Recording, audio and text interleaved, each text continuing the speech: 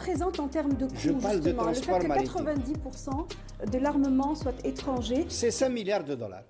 Voilà, c'est 5 milliards de dollars en transport, l'équivalent, à peu près, enfin l'équivalent, environ 5 milliards de dollars de transport maritime, qui sort des caisses du trésor Le ministre des Transports, Lazhar Hani, a déclaré que le transport de marchandises vers l'Algérie est le plus coûteux du bassin méditerranéen.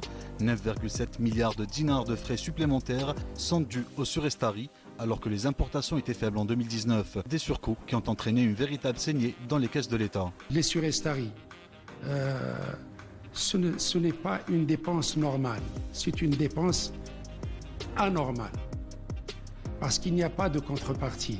La contrepartie, l'armateur, il est dans son droit d'exiger qu'on lui paye le prix de l'immobilisation de son conteneur, mais pour l'économie algérienne, il n'y a pas de contrepartie. Et le gouvernement a la volonté de réduire cette dépense à un niveau acceptable, un niveau de ce qui se passe ailleurs.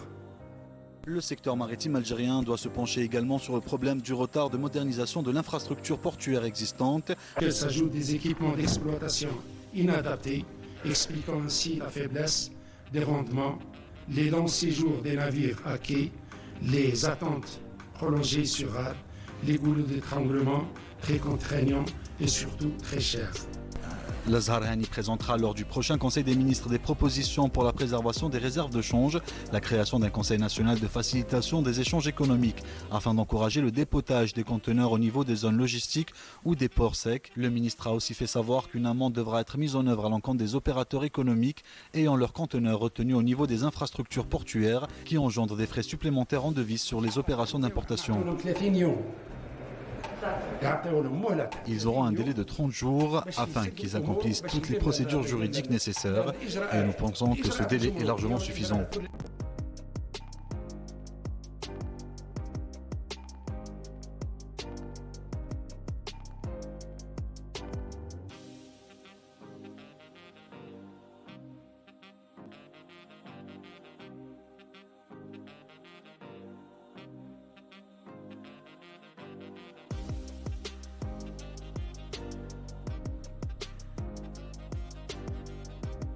En tout cas, personnellement, je vais vous donner un chiffre qui va peut-être vous parler.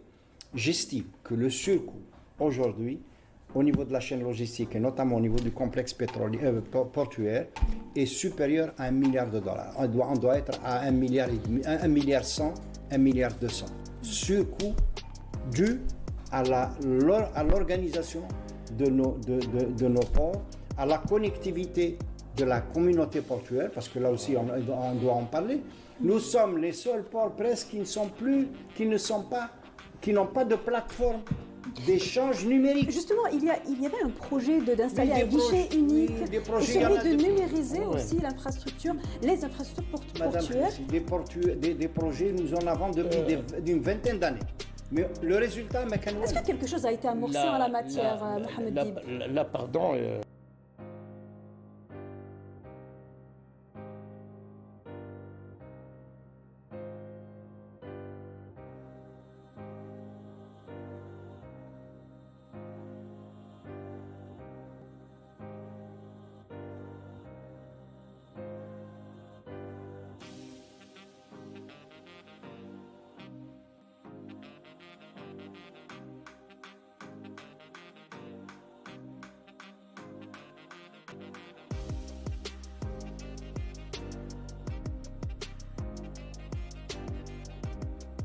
d'économie. Savez-vous que 35% du prix des produits que vous consommez au quotidien consiste en un coût de transport et de logistique. Les coûts d'acheminement des produits et de la matière première rendent nos importations plus coûteuses qu'elles ne devraient être. Cela a une incidence directe sur le pouvoir d'achat notamment. Elles rendent nos exportations également moins concurrentielles, notamment vers l'Europe et vers l'Afrique. L'Algérie est très mal classée et on va vous expliquer durant ce débat pour quelles raisons nous sommes si mal classés en termes de coûts logistiques et de transport. On va s'intéresser aux fret maritime maritime en particulier. Les opérateurs économiques se plaignent beaucoup et depuis plusieurs années des lourdeurs de la logistique sur les ports. Ils se plaignent d'y perdre énormément d'argent. L'État, de son côté, décrit une véritable saignée de devises. Bienvenue à tous. On revient ce matin sur la réunion périodique du Conseil des ministres présidée hier par le président de la République, chef suprême des forces armées, ministre de la Défense nationale, Abdelmadjid Tebboune. Les premiers dossiers évoqués ont été portés sur le raccordement au gaz et à l'électricité pour l'agriculture, notamment dans le sud et les zones industrielles, mais aussi le nouveau port du centre du pays, Cherchell, et sa pénétrante routière, des infrastructures des instructions qui ont été données pour accélérer les projets. Ahmed Ouadrassi.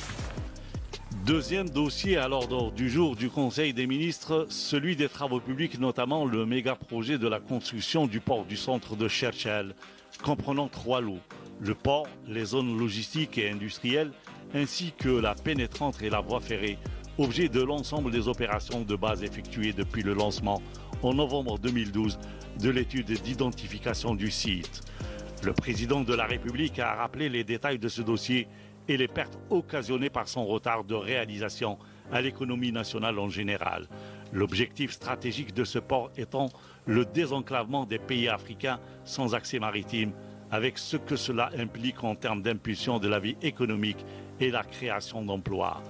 Il a à cet effet instruit le Premier ministre de prendre de nouveaux contacts avec le partenaire chinois et d'étudier le projet sur de nouvelles bases transparentes pour le soumettre une seconde fois au Conseil des ministres dans un délai maximum de 3 mois.